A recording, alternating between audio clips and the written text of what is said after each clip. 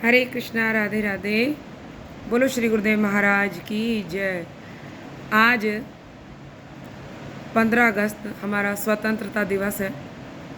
बहुत सुंदर दिन है और आज हर घर भारत माता की जय के जयकारे रहेंगे और हम सबका भी कर्तव्य बनता है कि अपने देश को पवित्र और अच्छे से सुचारू रूप से इसको चलाने में सहायता करें। हम सबका कर्तव्य बनता है कि अपने धर्म के प्रति हम सतर्क और धर्म के प्रति हम बिल्कुल ईमानदार रहें। तो देखो, बात आई है धर्म की, तो हम सबका एक और धर्म है जिसको कहते हैं नित्य धर्म, और वो है भगवान की सेवा। आज हम भगवान की सेवा में जो एकादशी कथा बहुत महत्वपूर्ण है, एकादशी व्रत बहुत महत्वपूर्ण है, इसकी कथा सुनेंगे जो 16 अगस्त को है और इसका नाम है पवित्र रोपणी एकादशी या पुत्रदा एकादशी भी इसको कहा जाता है। और पुत्रदा एकादशी भी इसको कहा जाता है। भविष्य पुराण में श्रावण मास के शुक्ल पक्ष की एकादशी को पवित्रा या पुत्रदा नाम से जाना जाता है। इसकी बड़ी अद्भुत कथा है जो अब हम सुनने जा रहे हैं। एक दिन युधिष्ठिर महाराज ने भगवान श्री कृष्ण से पूछा, हे प्रभु, हे मधुसूदन, श्रावण मास के शुक्ल पक्ष की एकादशी का क्या नाम है, कृपा पूर्वक वर्णन कीजिए। इसके उत्तर में भगवान श्री कृष्ण ने कहा, हे राजन, मैं उस पवित्र व्रत का महात्म कीर्तन करने जा रहा हूँ, तुम ध्यान से सुनो। और इस पवित्र रोपणी एकादशी इसको कहा जाता है और इसके व्रत करने मात्र से वाजपेयी यज्ञ का फल मिल जाता है। प्राचीन काल में द्वापर युग के शुरुआत में, जो मैं तुम्हें कथा बता रहा हूँ इस प्रकार से है। प्राचीन काल, बहुत समय पहली बात है, द्वापर का जब शुरुआत हुआ तो महिष्मतीपुर में एक महिजीत नाम के एक बहुत प्रसिद्ध राजा रहा करते थे, राज्य करते थे।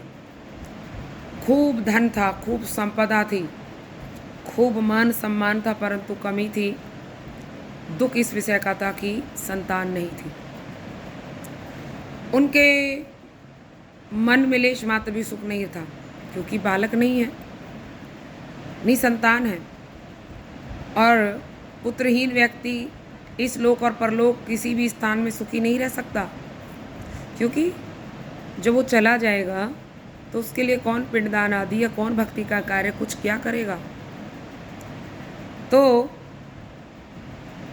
एक इस प्रकार से चिंता करते करते एक दिन वो अपने कुछ राजकर्मियों, अपने सलाहकारों से ये बात कहने लगे कि मैं बहुत परेशान हूँ, मैंने जानबूझकर आज तक कोई पाप नहीं किया, मैंने आपके सामने ही दुष्ट व्यक्ति को दंड दिया है, धर्म के आचरण करने वाले को इनाम दिया है, अधर्मी को सजा दी है, कभी किसी से ईर्ष्या, किसी से जलन, किसी से ऐसा कुछ नहीं किया।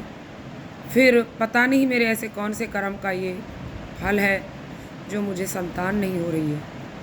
राजा के इन सरल वाक्यों को सुनकर वो सब ब्राह्मण और उनके जो सलाहकार थे वो सब कहने लगे, महाराज आप चिंता मत कीजिए, चलिए हम सब वन में जाते हैं और वन में जाकर किसी ऐसे ऋषि की खोज करते हैं जो हमें इस बात से अवगत कराएं कि ऐसा क्यों है, और अवश्य कोई उपाय भी बताएंगे वो।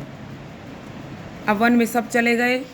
वन में जितने भी बड़े बड़े आश्रम, सब आश्रमों में जाकर और वो ऋषिवरों से मिलने लगे, सबको दंडवत प्रणाम करते और अपने हृदय की बात कहते।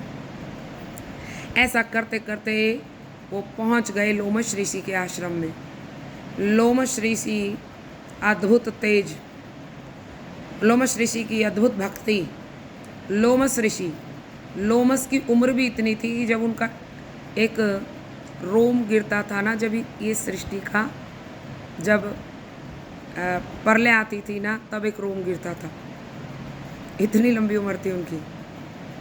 तो सारे के सारे वहाँ जाकर ऋषिवर को प्रणाम करने लगे और उनकी जय जयकार करने लगे। हे करुणा सिंधु हैं आप तो ये हैं। तो लोमस ऋषि ने नेत्र खोले और कहने लगे, आप लोग मेरी इतनी तारीफ क्यों कर रहे हैं? क्या बात है, क्या बात है, क्या हुआ? तो सब ने एक ही वाणी एक साथ बोले कि हमारे महाराज की ऊपर आप कृपा दृष्टि डालिए। हमारे राजा निसंतान हैं और निसंतान होने के कारण अत्यंत दुख है, किंतु हमें विश्वास है आप आशीर्वाद देंगे तो इनको पुत्र अवश्य होगा, और हम जानना चाहते हैं ऐसा क्यों हुआ है। तब लोमस ऋषि ने ध्यान मग्न हुए और देखा और कहने लगे, देखो पिछले जन्म में ये जो तुम्हारा राजा है एक व्यापारी था और गरीब लोगों को भी ठगता था। व्यापारी था और गरीब लोगों का भी शोषण किया करता था, धन उनका खसोटता था, और ये व्यापार करने के लिए अलग अलग गांवों में जाया करता था। और एक दिन ऐसे ही जा रहा था, शुक्ल पक्ष में जेठ मास महीना था, शुक्ल पक्ष में 10वीं के दिन, जिसको जो निर्जला से एक दिन पहले आता है। दोपहर का समय था और ये बैठा था। उसी समय एक प्यासी गाय तड़पती हुई आई और वो जलाशय, वहाँ एक कुंड था, एक जोहड़ था, एक तालाब था, उसमें पानी पीने लगी और इसको भी बड़ी ज़ोर से प्यास लगी थी। और ये झट से गया और वहाँ पहुंचकर देखा कि एक गाय जल पी रही है अपने बछड़े के साथ। उसी क्षण वह उसको जलपान से वंचित कर दिया, भगा दिया। बहुत घातक पाप किया। प्यासी गाय बछड़े के साथ आई थी, इसने ये पाप कर्म कर दिया। इसी के फल से आज तक ये पुत्रहीन है। किंतु पूर्व जन्म के किसी पुण्य के हेतु उन्होंने इस प्रकार के निष्कंटक राज्य का प्राप्त किया। इसने अवश्य ही कोई पुण्य कर दिया होगा उधर, जिस कारण इसको राज्य तो मिल गया, परंतु सुख और शांति नहीं मिली, इसको संतान नहीं मिली। हे मुने, इस प्रकार से शास्त्रों में प्रसिद्ध है कि पुण्य के द्वारा पाप का क्षय होता है, पुण्य के द्वारा पाप खत्म होता है। वो वहाँ पर जो ब्राह्मण थे उन्होंने कहा ऋषिवर से कि ये शास्त्रों में वर्णन आता है कि यदि कोई पाप करे तो पुण्य खत्म हो जाते हैं, तो आप हमें कोई ऐसा पुण्य बताइए जिससे इनके पाप खत्म हो जाए और इनको संतान प्राप्त हो जाए। तब लोमस ऋषि ने कहा, ठीक है, मैं बताता हूँ, तुम ध्यान से सुनो। श्रावण मास के शुक्ल पक्ष में पवित्र रोपणी या पुत्रदा एकादशी आती है, और वो यदि उसको कोई सही रूप से करे तो वो पुत्र प्राप्ति का अवश्य ही उससे आपका अभिष्ट, उसका फल आपको मिल सकता है। आप सब उसका पालन कीजिए सभी राज्य में, और सारा जो उसका उस व्रत का जो फल है वो राजा को दे दीजिए, और तब अवश्य इनको पुत्र होगा। ऐसा ही किया सबने। खूब मंगल गाए, सुबह भोर में जल्दी उठे, भगवान की मंगल आरती की, पूरे दिन संकीर्तन चलता रहा, और रात को भी ऐसे मंगल गीत भगवान के गुणगान होते रहे। और अगले दिन द्वादशी के दिन सबने अपना व्रत राजा को दे दिया। श्रावण मास की द्वादशी को उन्होंने जब सूर्य कर्कटक होने पर ये सब भगवान विष्णु को, भगवान कृष्ण को आगे करके ये सारा व्रत राजा को दे दिया, समर्पित कर दिया। और अब कुछ ही दिन बाद उनकी पत्नी वो रानी गर्भवती हुई और उनके गर्भ से बहुत सुंदर एक बालक हुआ। स्वयं भगवान श्री कृष्ण कह रहे हैं कि देखो युधिष्ठिर महाराज, युधिष्ठिर देखो, इतना श्रेष्ठ है ये व्रत कि हमारे पापों को भी नष्ट कर कर हमारी जो किस्मत में नहीं है वो चीज़ भी दे सकता है। इसीलिए शुक्ल पक्ष की एकादशी, जिसको पवित्र रोपणी या पुत्रदा एकादशी कहते हैं, इससे हर प्रकार पुत्र, धन, सब प्रकार का सुख मिलेगा और अंत में स्वर्ग की गति होती है। जो इस कथा को कहता है, सुनता है, उसको भी भगवान की भक्ति और जीवन के सारे कष्ट उसके दूर हो जाते हैं और भगवान की भक्ति उसको प्राप्त होती है। इस व्रत को हमें बड़े ध्यान से, बड़े चेष्टा कर कर, किसी की चुगली निंदा ना करके, पूरे दिन भजन में रत रह करके, भक्तों के संग में रहकर ही इसको हमें करना चाहिए।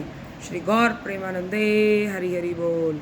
वांछा कल्पतरुभ्यश्च कृपा सिंधुभ्यश्च पतितानां पावनेभ्यो श्री वैष्णवभ्यो नमो नमः। बोलो श्री गुरुदेव महाराज की जय। हरे कृष्णा। एकादशी व्रत से जुड़ा हुआ कुछ भी प्रश्न है तो आप लिखकर भेज सकते हैं, हम उसको गुरुदेव की कृपा से ज़रूर जवाब देने की चेष्टा करेंगे। और भी किसी प्रकार का कोई प्रश्न है तो पूछ सकते हैं आप। और आप सबको 15 अगस्त की बहुत बहुत बधाई हो। हमारे भारत माता में सदैव, हमारे भारत देश में सदैव भगवान की भक्ति वर्धित होती रहे और हम इसके लिए सतर्क रहें कि हमसे कोई पाप अपराध ना हो और भगवान की भक्ति में रत रहें। ऐसा ही हम सबसे आशीर्वाद चाहते हैं। श्री गौर प्रेमानंदे हरि हरि बोल। बोलो एकादशी तिथि की जय।